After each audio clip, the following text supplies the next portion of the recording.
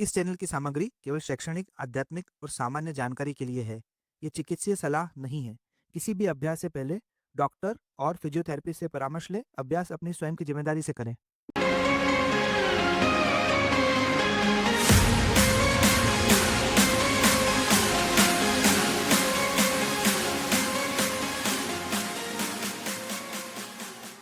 क्या आपको भी लगता है कि आपका कोर बहुत ज़्यादा स्ट्रांग है? तो मैं आपको एक आसन बताता हूँ। केवल 20 सेकेंड उस आसन को आप होल्ड करिए और सच्चाई खुद ब खुद सामने आ जाएगी। आज हम बात करेंगे नौकासन के बारे में। जैसा कि इसके नाम से स्पष्ट है, जब हम इसकी फाइनल पोजीशन में जाते हैं तो आसन की आकृति एक नौका की तरह दिखती है, इसलिए इसे नौकासन बोला जाता है। ये एक बैलेंसिंग पोस्चर की कैटेगरी में आता है और साथ साथ में ये हम बॉडी के साथ साथ में माइंड को भी बैलेंस करता है। मतलब ये बॉडी और माइंड की साथ की कोऑर्डिनेशन को बताता है। तो आप जैसा समझ चुके होंगे कि हम आज इसके बारे में डिटेल में बात करेंगे कि इससे क्या क्या इसकी सावधानियां हैं, क्या क्या इसके बेनिफिट्स हैं और इसको आपको साइंटिफिक तरीके से समझाने का प्रयास करेंगे।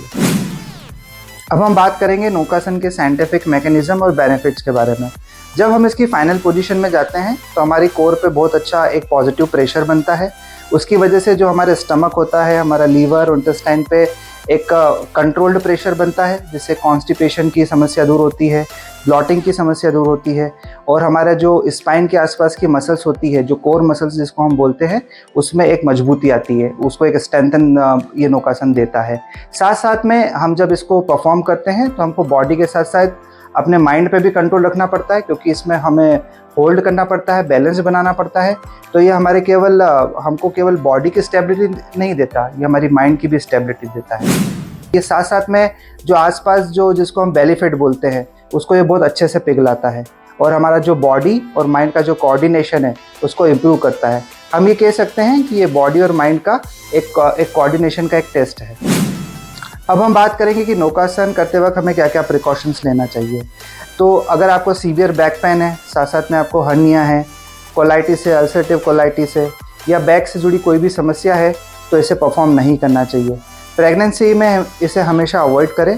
साथ साथ में आपको अगर किसी भी तरह की सर्जरी हुई हो, आपके शोल्डर में सर्जरी हुई है या बॉडी में कहीं भी सर्जरी हुई हो, तो इसे परफॉर्म नहीं करना चाहिए। हार्ट पेशेंट और जिन्हें भी ब्लड प्रेशर की समस्या है, उन्हें भी इसे परफॉर्म नहीं करना चाहिए। और हमेशा हम अपने वीडियो में व्यूवर्स को ये सलाह देते हैं कि योग और योग से जुड़ी हुई जितनी भी प्रैक्टिस होती है, जैसे आसन और प्राणायाम, हमेशा योग्य गुरु के मार्गदर्शन में या उनके द्वारा बताई गई विधि के द्वारा ही करें। अब हम आपको नौकासन का प्रैक्टिकल डेमोन्स्ट्रेशन करके बताएंगे। आप हमारे साथ में इसका अभ्यास कर सकते हैं, पर हमेशा ये ध्यान रखें कि हमने जो सावधानियां बताई हैं आप उसको फॉलो करें। प्रारंभिक स्थिति में योगा मैट पर पीठ के बल सीधा लेट जाएं। दोनों पैर सीधे रखें और हाथ शरीर के बगल में रखें। शरीर को पूरी तरह रिलैक्स कर दें। लंबी गहरी श्वास लें और श्वासों का स्तर सामान्य रखें। अब श्वास भरें और श्वास छोड़ते हुए सिर, कंधे और छाती को एक साथ ऊपर उठाएं। दोनों पैरों को भी ऊपर उठाएं। हाथों को पैरों की तरफ सीधा रखें। शरीर का आकार नाव जैसा बन जाए। नज़र पैरों की तरफ रखें और रीढ़ को सीधा रखने की कोशिश करें। अपनी स्थिति के अनुसार वहां रुके रहें और धीरे से वापस आ जाएं। वापस आने के बाद शवासन में विश्राम करें। लंबी गहरी श्वास लें। पूरी तरह रिलैक्स करें। यह था नौकासन। नौकासन आपकी कोर स्ट्रेंथ को दिखाता है। वो बताता है कि आपकी कोर स्ट्रेंथ अंदर से कितनी मजबूत है और आपका बॉडी और माइंड एक दूसरे से कितने कोऑर्डिनेशन में है। तो आपको ऐसे ही अगर यूज़फुल वीडियोस देखने हैं साइंटिफिक एक्सप्लेनेशन और बेनिफिट के साथ में, हमारे साथ में उसको ट्राई करना है, हमारे साथ उसका अभ्यास करना है, तो प्लीज़ हमारे चैनल को सब्सक्राइब करिए, शेयर करिए और हम मिलते हैं हमारे किसी नेक्स्ट वीडियो में किसी नए टॉपिक के साथ।